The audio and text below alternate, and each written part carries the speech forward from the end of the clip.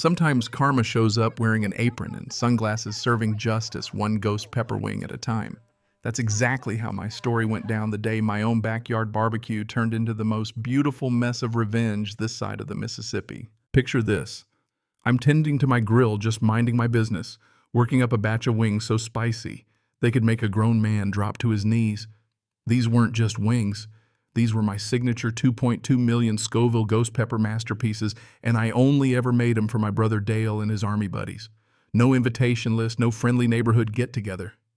Just a handful of guys who think mild is a bad word and whose idea of fun is sweating bullets for bragging rights. But before I could even finish the first round, the neighborhood's walking disaster, Karen Kowalski comes barreling down the street.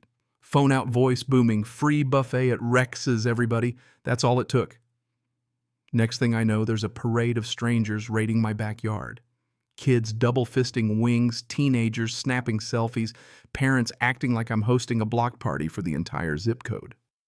And there's Karen, playing hostess, waving napkins, smiling for the crowd like she's running for mayor.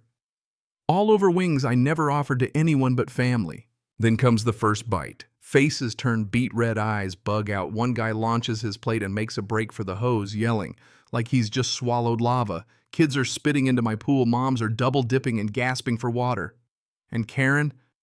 Oh, Karen grabs the biggest wing chomps down and looks like she's having a religious experience. Meanwhile, I'm just standing there, phone in hand, recording every second. There's something about seeing the person who's made your life hell get their just desserts. Well, in this case, they're just appetizers. Now, that was the payoff, but it didn't start with ghost peppers and chaos. It started a couple months earlier, back when I thought I'd finally found peace. After a messy divorce and years of drama, I bought myself a modest ranch house in Willowbrook Estates. I figured I'd work my trade, keep to myself, and maybe finally get some sleep at night. I'm an electrician, always have been. Some guys rebuild cars. I grow the world's hottest peppers. That's my thing. And all I wanted was a patch of dirt, quiet neighbors, and a grill big enough for my monthly ritual with Dale and his squad. At first, Willowbrook looked perfect. Quiet streets, old trees, a real slice of middle America. Neighbors smiled but kept their distance, just how I liked it. No one mentioned anything about an HOA, no signs warning about lawn height or mailbox color. But what nobody tells you is sometimes the worst HOAs are the ones that don't actually exist. Enter Karen Kowalski, self-appointed queen of the cul-de-sac realtor and full-time menace. Her house was a mini mansion loaded with Greek columns and bad taste. She rolled around in a BMW with vanity plates, had two sons who played their music loud enough to rattle windows, and a husband who was never around. But the real terror came from Karen herself. She had a clipboard thicker than my toolbox, and she strutted around like she was running a reality show called Who Wants to Be Controlled. On moving day, I'm wiped out, lugging boxes alone because my lawyer and my ex made sure I didn't have much left. That's when Karen appears. Yoga pants, designer sunglasses, fake smile glued on. She hands me a stack of community guidelines, Comic Sans font and all.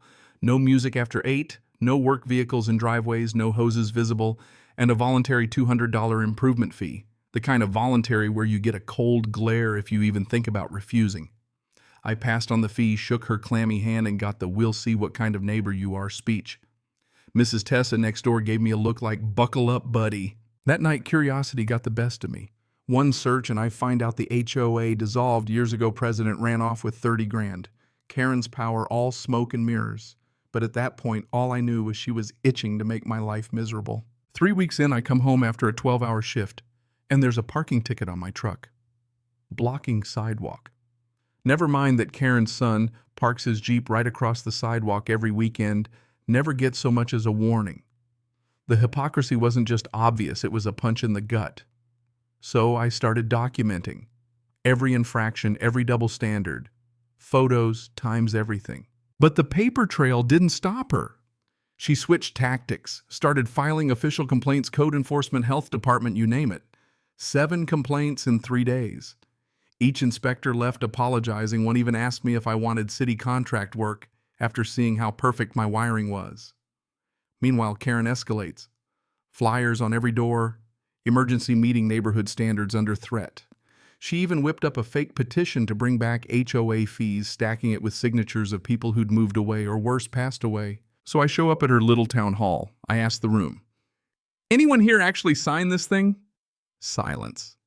Turns out most had stories of being shaken down for fake violations. Mrs. Martinez fined for ethnic roses, Mr. Thompson for a tool shed that's older than Karen's spray tan.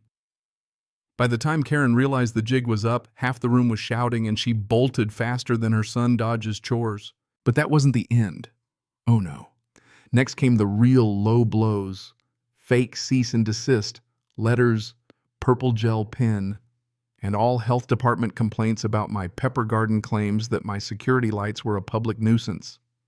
She even accused me of running a bomb factory with electrical supplies from Home Depot. The woman was relentless. Then one rainy night, sitting at my kitchen table with complaint forms and coffee, it all clicked. Same pen, same handwriting, same bogus titles. The old HOA was dead and gone.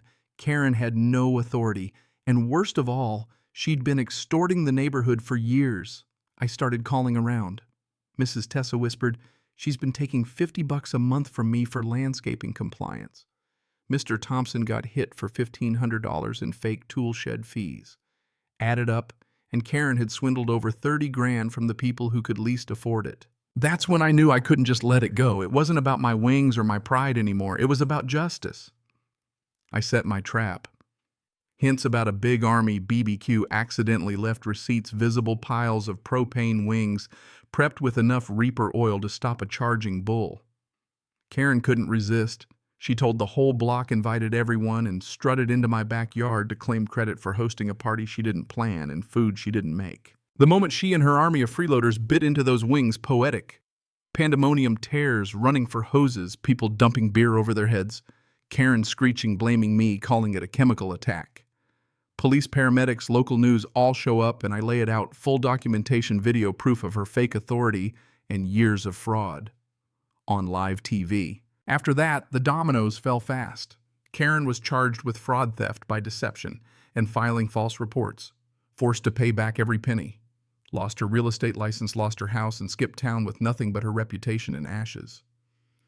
The new neighbors brought their toddlers and a genuine smile. Our first real community potluck followed no more compliance officers, just people coming together, sharing food, laughter, and stories. And you know what? That's the real moral of this story.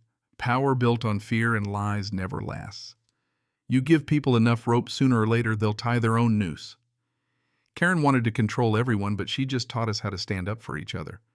The best revenge isn't making someone suffer, it's helping your neighbors heal, building something better, and living so well that the memory of the bully becomes just a funny story you tell at the next barbecue. Still, there's something deeply satisfying about seeing justice served hot with a side of ghost pepper.